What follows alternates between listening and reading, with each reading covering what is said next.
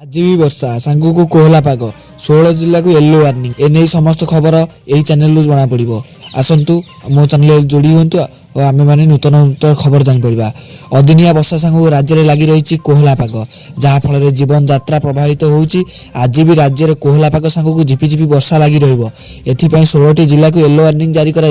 भुवनेश्वर आंचलिक केन्द्र पक्ष यह सूचना दी जाएगी। पाणीपाग केन्द्र सूचना अनुसार उत्तर पश्चिम पवन सांगू गुरुचाप और निम्नरेखा प्रभाव में राज्यर अधिकांश जिले लगी रही वर्षा। आज 16 जिला कोहला पाग सांगू झिपिझिपि वर्षा लगी रही जिला गुड़िक है कंधमाल जिला जारी कंधमाल कलाहांडी मयूरभंज बालेश्वर बलांगीर खोर्धा कोरापुट पुरी नयागढ़ जगतसिंहपुर ढेंकानाल रायगड़ा कोरापुट केन्द्रापड़ा तेबे आसंता काली पाग परिवर्तन सह दिन तापमात्रा सामान्य बढ़िबो राति तापमात्रा किंतु स्वाभाविक ठारू 2 ରୁ 3 डिग्री कम रहिबो सो ठंडा अनुभूत होबो बोली पाणीपाग विभाग पूर्वानुमान करिछि। वर्षा सहित केतेक जिले घन कुहुड़ी होबार संभावना रहिछि। आभ्यंतर ओडिशा और पार्श्व परिवर्ती उपकूल ओडिशा कुहुड़ी अनुभूत होई पारे। घन कुहुड़ी 2 दिन धरी होइतिबारु येलो वार्निंग जारी कराइछि अनेक गुड़िए जिला को परंतु